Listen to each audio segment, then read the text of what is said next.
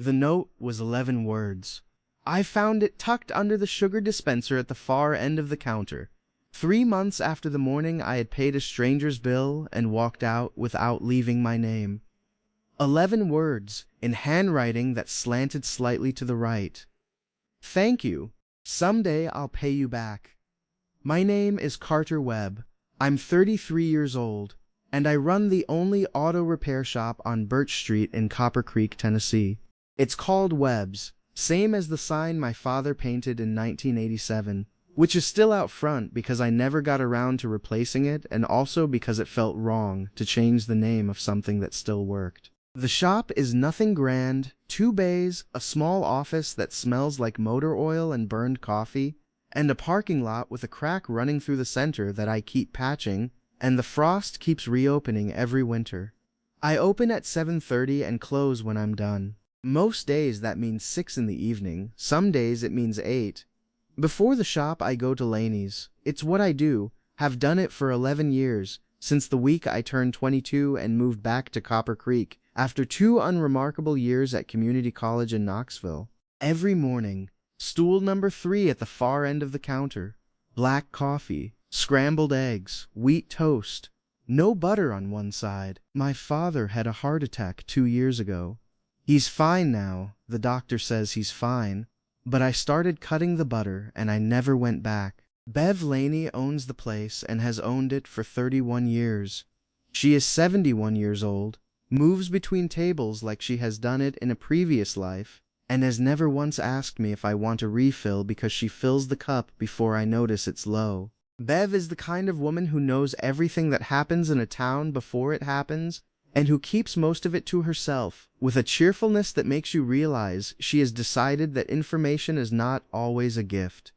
3 months before June Calloway walked through the door of Laney's for her first day of work, I was sitting on stool number 3 on a Tuesday morning in October, when a woman I had never seen sat down at the end of the counter with a duffel bag pushed between her feet and ordered the cheapest thing on the menu, which was oatmeal with a black coffee, and then sat there for almost an hour looking out the window at the street the way people look when they're not watching what's in front of them, but something far back behind it.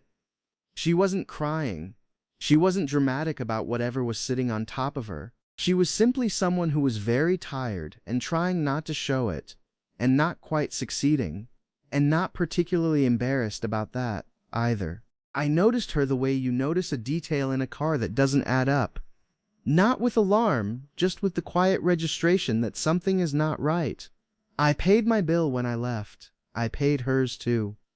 I told Bev to say the register was wrong if anyone asked. Bev gave me a look that meant she understood and would handle it, and also that I had done something she approved of, which from Bev was not a small thing. I walked out and went to the shop and thought about it for approximately 4 minutes before I stopped thinking about it at all. The note arrived the next morning. Bev said the woman had left it under the sugar dispenser before she went. I read it once. Thank you, someday I'll pay you back. And I put it in my jacket pocket and forgot about it until I found it 3 weeks later in the wash. Faded but still legible. I put it in the drawer next to the register at the shop, and didn't think about it again for 2.5 months. She came in on a Thursday in January. I was on stool number 3 with my coffee and I heard the bell above the door and Bev's voice doing the particular tone she used when she was introducing someone to the room without making it obvious. The warm, slightly louder pitch she reserved for new hires and people she wanted the regulars to accept without ceremony. This is June, she's starting today, so everyone be patient while she learns the tables.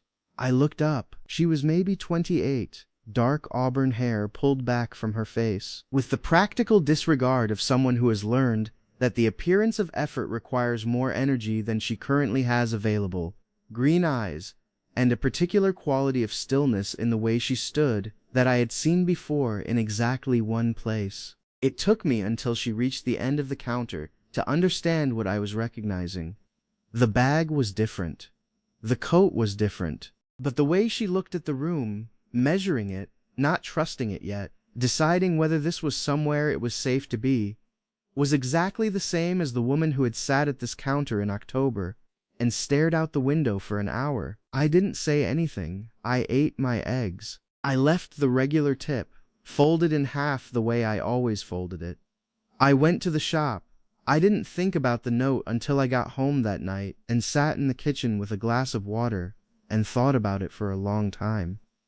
She didn't recognize me. I was certain of that. To her, I was just a regular, one of a handful of faces that appeared at the same times in the same seats, part of the predictable furniture of the morning. That suited me. I was not trying to introduce myself to the situation. I had paid a bill. Someone had thanked me, and neither of us owed the other anything. But I started noticing things. The way you notice things when you're trying not to notice them. She learned the orders quickly, not because Bev told her to, because she paid attention. By the second week, she was setting my coffee down before I asked for it, and by the third week, she had started leaving the mug on the counter a minute before I walked in. So it was at exactly the right temperature when I sat down. I didn't comment on this. She didn't either. She moved through the diner with a quiet efficiency that had nothing to do with speed. She was not fast, she was precise. She knew which table needed checking before they signaled for her. She knew when the coffee pot was getting close to empty before anyone's cup was quite dry. Bev told me once, standing at the end of the counter after the breakfast rush had cleared, that June was the best waitress she had ever hired, and that she was going to do everything in her power to keep her from leaving. "She's got the gift," Bev said. "She sees people." I said that was worth something. Bev looked at me for a second too long. "It is," she said, and went back to the kitchen. The mornings found a shape. She came in before the breakfast crowd, set up the condiment stations, ran the first pot of coffee, and then stood at the end of the counter going over the order pad from the night before. I came in at 7:20, sat on stool 3, and we would exchange 3 or 4 sentences about nothing that mattered. The weather, the road work on Miller Lane that had been almost finished since October, whether Bev's new pie supplier was better or worse than the old one. The conversations were short because the mornings were busy, and also because neither of us was particularly interested in talking more than was necessary. But they were real. They were the kind of conversations that don't need to be important to be meaningful. I started to understand, in the particular sideways way that understanding sometimes arrives, that the mornings had a different quality on the days I was running late.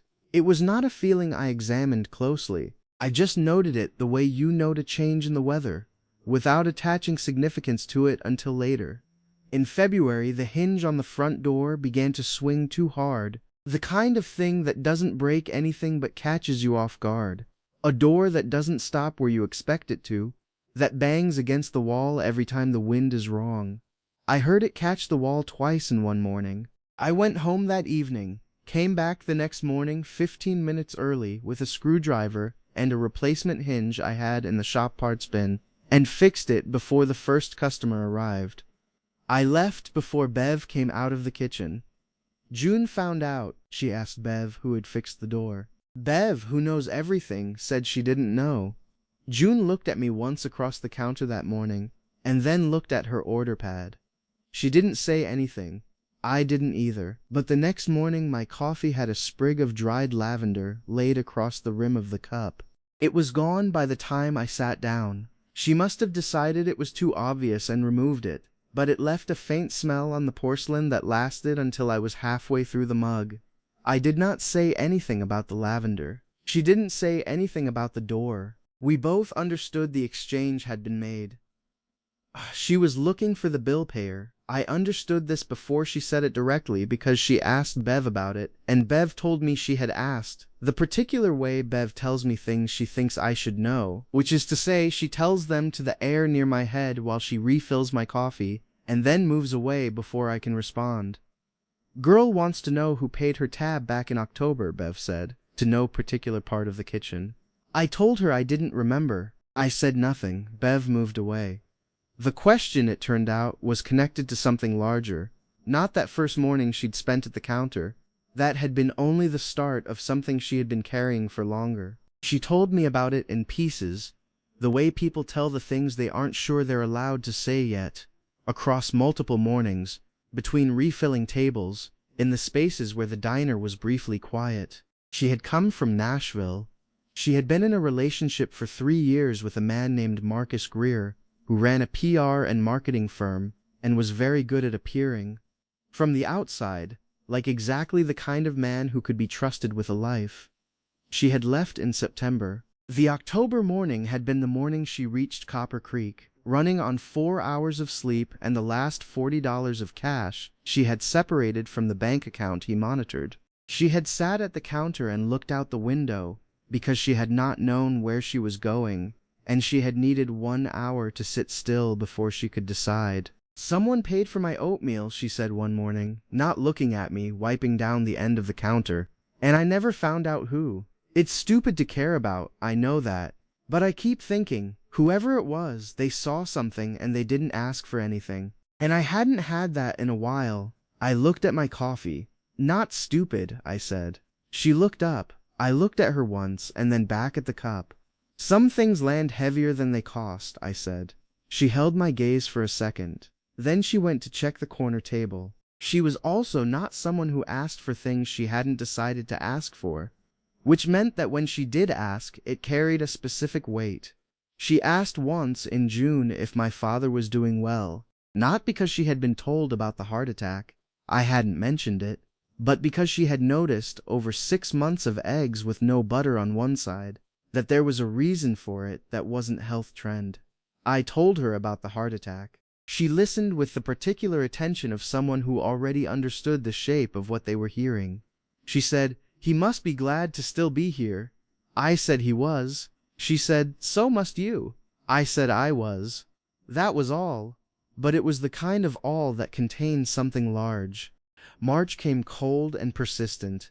The morning he first walked in, I knew what he was before he spoke. The kind of knowing that comes from having seen the type. Not the man specifically, the posture. The way a certain kind of person enters a room as though they have already calculated the most efficient angle of arrival. He was about 40. Dark coat. The kind of hair that required product and therefore required attention. He sat at a table by the window, not the counter, which meant he wanted to be seen, not absorbed into the furniture. He asked June if they had anything other than regular coffee. She said they had regular coffee. He smiled like she'd said something charming. He was Marcus Greer. I didn't find this out until later, when June's face went through something she controlled very quickly, but not quite quickly enough. When she spotted him from the kitchen pass-through, the something was fear wearing the mask of composure. I recognized that too. He came back the next morning, and the one after that. He was unfailingly polite to Bev, to the other regulars, to June with the particular politeness that has something hard underneath it. He talked about Nashville in a way that positioned it as a place any reasonable person would want to return to. He told a man at the next table, loudly enough for June to hear, that he was in Copper Creek checking on someone he cared about. Because sometimes people made decisions when they were scared and needed a hand to help them back to the life they actually wanted. June brought my coffee refill that morning with a steadiness she was working at. "You don't have to say anything," she said quietly, before I'd said anything at all. "It's not your problem." "I know," I said. She went back to work. I went to see Marcus Greer on a Thursday evening after I closed the shop. I had found out which motel he was staying at through a chain of conversation that took approximately 4 minutes in a town this size. I knocked on the door. He opened it. I told him my name and where I worked, and that I had known June. I used the word known deliberately, without explaining what I meant by it, for 6 months. I told him that the apartment deposit she had paid could be considered a civil matter, or it could be considered a conversation he and I had right now, and that one of those options was going to take less time than the other. I told him that Copper Creek had approximately 2,000 residents, that I had lived here my whole life, and that the way things worked in places this size meant that the next week of his mornings at Laney's was going to feel very different from the last 3 days. I was not loud. I was not threatening in any way that required explanation. I was simply a man standing in a doorway making it clear, with great specificity, that the cost of remaining had been revised upward. He left Saturday morning. Before he went, Bev told me later, he stopped by the diner and told June he hoped she found what she was looking for, in the tone of a man establishing for the record that he had wished her well, should anyone ever ask. June came in Sunday with the deposit check. Bev said she just sat in the kitchen for a while. Monday morning she brought my eggs out with a small folded napkin tucked under the plate. When I opened it, there was one line. "What did you say to him?" I borrowed her pen and wrote back, "I'll tell you when it's less boring." She read it.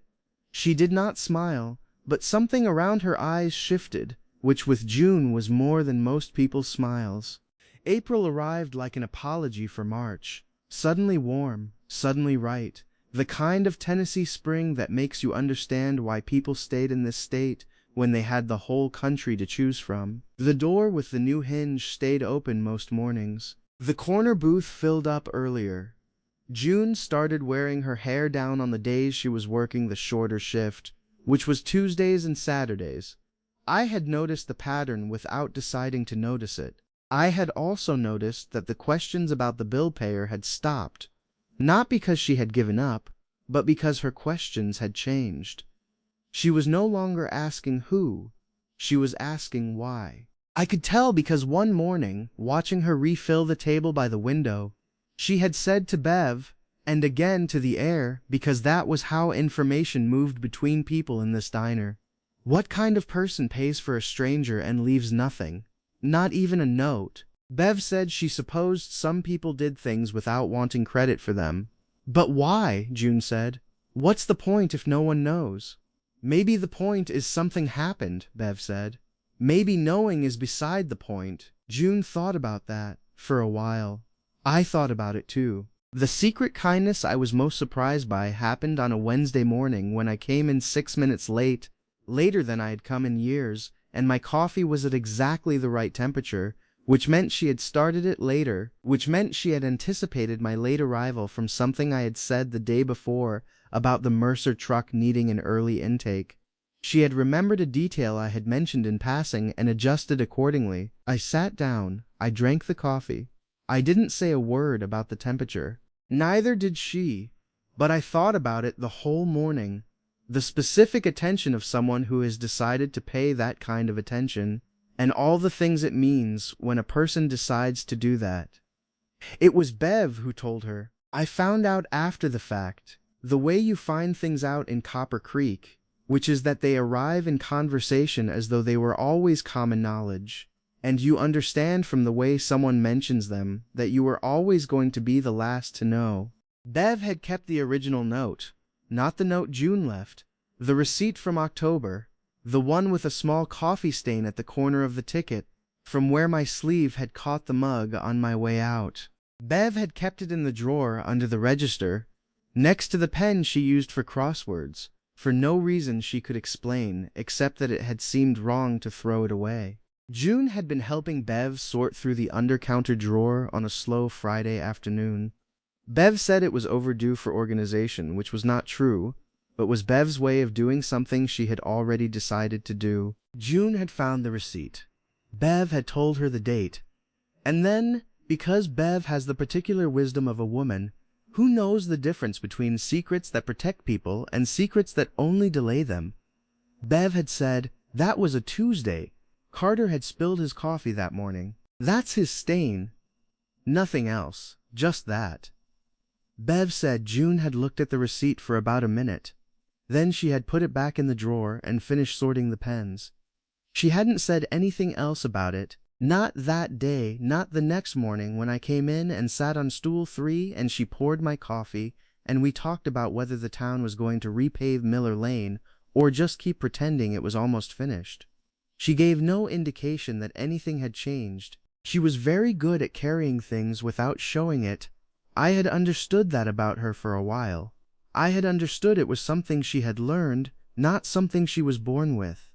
The note arrived on a Thursday morning in May, 7 months after October, 4.5 months after her first day at Laney's, and 1 full month after Bev told her the stain was mine.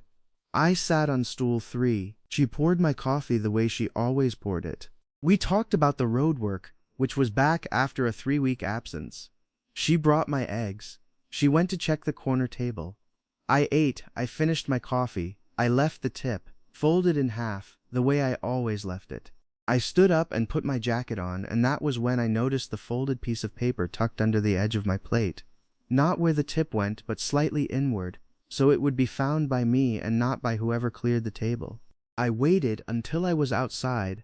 I unfolded it in the parking lot, standing next to my truck with the morning coming through the gap between the hardware store and the post office the way it does in May, that particular sideways light. 4 words, in handwriting that slanted slightly to the right. Now we're even. I stood in the parking lot for a long time. A truck came through on Main Street. A dog barked once from the direction of the park. The note was very small in my hand. I thought about what it meant to be even with someone. What it would mean for this, specifically, to be an exchange that had completed itself. She had paid back what she felt she owed. The ledger was settled. I could walk to the shop now, and the morning would proceed, and the note would stay in my jacket pocket the way the first note had stayed there. And eventually I would find it in the wash, and it would be faded but legible, and I could put it in the drawer by the register. That was one reading of 4 words. The other reading was that she had done this on purpose, that she was not closing the ledger but opening a conversation she didn't know how to open any other way. That now we're even was not an ending but a question, are we? The kind of question that comes dressed as a statement because the person asking it has already been burned by asking questions directly and is waiting to see what you do before they let themselves believe the answer. I knew which reading was right. I had known June Calloway for 7 months. I understood how she communicated. The lavender on the coffee cup she removed before I sat down, the napkin under the plate, the way she filled my mug before I asked. She said things by doing things. This was no different. I put the note in my pocket and walked back inside. The breakfast crowd had thinned. 2 men from the construction crew at the table by the window, an older woman in the corner booth who came in on Thursdays and always ordered the same oatmeal June had ordered on that October morning. Bev in the kitchen doing the sound she made when she was pretending not to listen, which was a specific rhythm of cabinet opening that I had learned to identify over 11 years. June was at the end of the counter with the order pad. She heard the bell above the door, looked up, and then looked back down immediately, the small recalibration of a person who was expecting someone else. I sat on stool 3. She brought the coffee without being asked. She set it down and started to turn back toward the kitchen. "We're not even," I said. She stopped. She turned around slowly. "Carter, we're not even," I said again. Quieter the second time, not harder. "Because what you left for me in October wasn't a debt. You didn't owe me anything. I paid a bill because I didn't want you to have one more thing to carry on a morning when you were already carrying everything. That's not a transaction, you can't pay that back." She was holding the coffee pot at a slight angle. She was not pouring anything. She was looking at me in the way she looked at things she was deciding about. "Then what was it?" she said. Her voice was very steady, the steadiness she used when she was most uncertain about something. I looked at the counter, at the coffee cup in front of me, at the way the light came through the window at this exact time of morning, and made the surface of the coffee look almost still. And I thought about the 11 months since October, and the mornings that felt different when I was running late, and the lavender I could still half smell on a porcelain cup, and the specific weight of a note that slanted slightly to the right. "I don't know what it was yet," I said, "but I'd like to find out, if you would." The 2 men from the construction crew were definitely listening. Bev had stopped pretending to open cabinets. The woman in the corner booth was looking at her oatmeal with the careful focus of someone who is also completely aware of everything happening at the counter. June set the coffee pot down on the counter, not the burner, the counter, which meant she was not going back to work immediately. She looked at me for a long moment, the kind of look that is not measuring. She had already taken that measurement, I understood, some time ago. This was something else. The look of someone checking whether a thing they had already decided was still true. "The door hinge," she said. "You fixed it before the morning rush, before Bev even noticed it was wrong." "Yes, the scheduling thing, with Marcus. You handled that before I asked." "Yes, You've been on stool 3 every morning for 11 years, and you never once made it feel like an obligation. I waited. You pay attention, she said. And the way she said it, it was not a compliment exactly. It was more like a statement of evidence, like she was completing a reasoning she had been running for months. You pay attention to people, and you don't make them know you're doing it. I pay attention to some people more than others, I said. She was quiet. The coffee pot was still on the counter. The construction crew was very interested in their eggs. Carter, yeah, I'm not easy, she said. There are days I'm still figuring out what easy feels like. I'm not going to be uncomplicated. I know that, I said. I also know how you take your coffee and which mornings are harder than others, and that you moved the lavender because you thought it was too much and it wasn't. Something in her face shifted, the specific expression of someone who has been seen clearly and is deciding whether that is safe. The lavender, she said, very quietly. You noticed. I noticed everything, I said. She looked at me for a long moment. Then she picked up the coffee pot. She filled my cup. She set the pot back on the burner and untied her apron strings, not taking it off, just loosening them slightly, the way she did on slow mornings when she sat at the end of the counter and had her own coffee.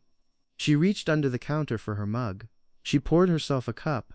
She sat down on the stool next to mine, stool number 2, which she had never done before in 7 months of mornings. She wrapped both hands around the mug. She looked at the counter. Okay, she said. Just that. Okay. Later, when I told this to Bev, because Bev would have gotten it out of me eventually anyway, she said, I know. I asked her what she meant. I put the receipt in the drawer on purpose, Bev said. I've been waiting 6 months for one of you to say something. I asked her why she hadn't just told June earlier. Because the right time has to feel like the right time, Bev said.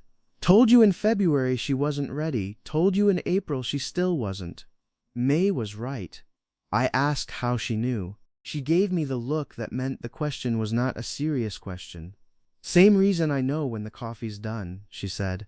Experience. She was also right that June was not easy, but not in the way that word usually means. She was not difficult in the sense of demanding or inconsistent.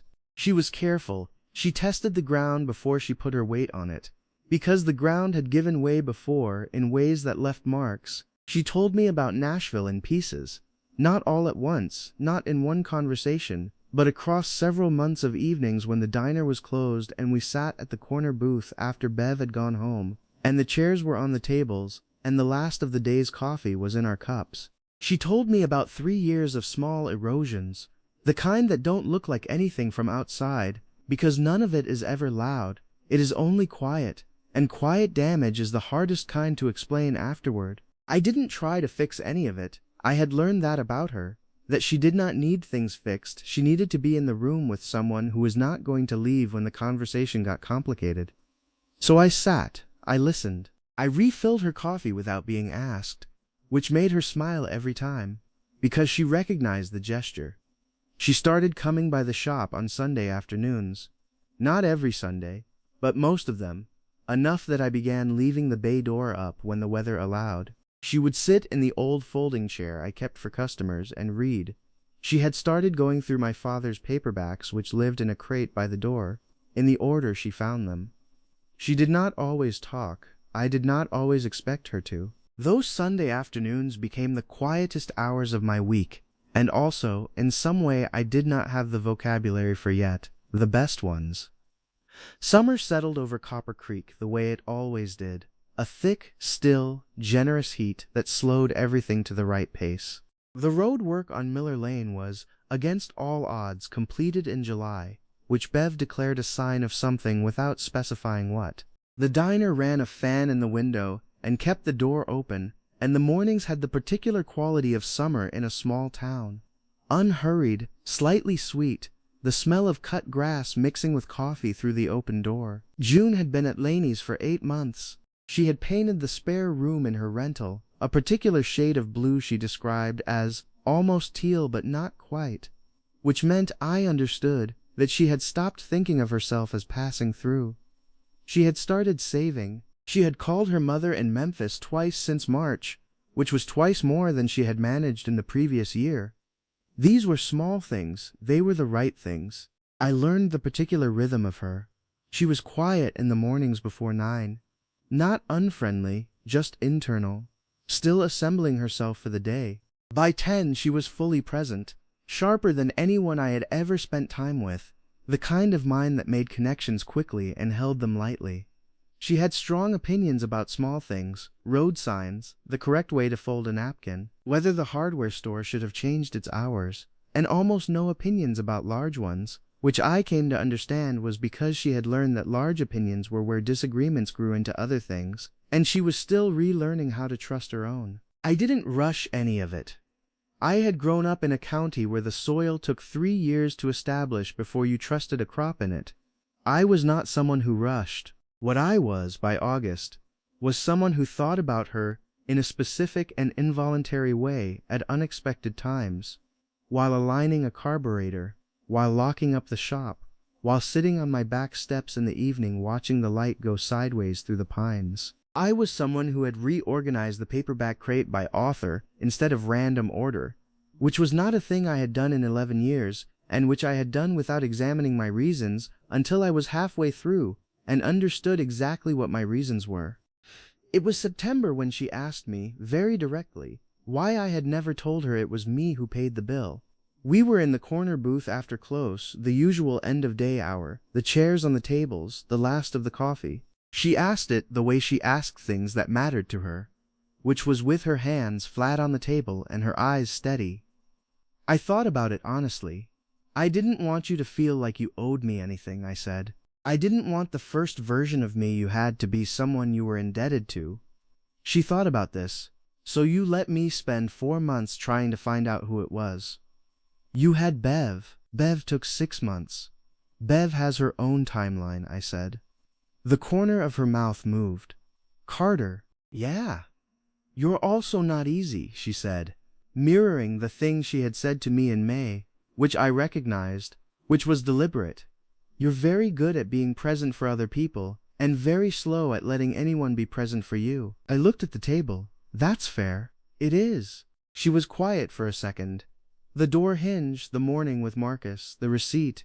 You do all of it, and then you disappear into it. Like the point is to leave no evidence. I didn't think I needed evidence, I said. She looked at me. I think part of you also didn't think you deserved any, she said, and said it very gently. The way you say the true thing that you've been carrying for someone. I had no answer for that. I was still finding one. When she reached across the corner booth table and put her hand over mine, not squeezing, just placing it there, steady and deliberate, the way she did the things she meant. We sat like that for a while. The fan in the window moved the warm air around. The street outside was quiet in the particular way of small-town September evenings. Okay, I said, the same word she had used in May, which she also recognized, which made her actually smile this time. A real one. The kind she didn't arrive at quickly, but which, when it came, changed the whole shape of the room. Okay, she said back. The note is still in the drawer by the register at the shop. Both of them, the first one, the one with the stain, from October, and the second one, from May, now were even, which of course we never were, and which she knows now, and which she tells me I'm wrong about approximately once a month in the particular tone of someone who is also enjoying being wrong. The mornings at Laney's are the same. Stool number 3. Black coffee, scrambled eggs, wheat toast, no butter on one side. The hinge on the door still holds. The corner booth on the nights after close still has 2 cups on the table, hers and mine. The way 2 cups on a table will always mean more than the coffee in them, when the right people are on either side. There is a paperback crate in the shop bay, organized by author, which makes no sense to anyone but the 2 people who know why it was done. There is a spare folding chair that stays open on Sundays. There is a small dried sprig of lavender in the drawer of my bedside table that I found pressed into the back of a book she returned in July. She hadn't said anything about putting it there. I hadn't said anything about finding it. We both know it's there. Some things don't need to be said. Some things land heavier than they cost. The note was 11 words. "Thank you, someday I'll pay you back." I read it in a parking lot in October and thought about it for 4 minutes and then stopped thinking about it. I have thought about it every day since. The words, the handwriting, the slant to the right, the particular weight of a thank you from someone who had nothing left to give except a promise they intended to keep. Someday I'll pay you back. She did, and she didn't, and we are both glad she said it.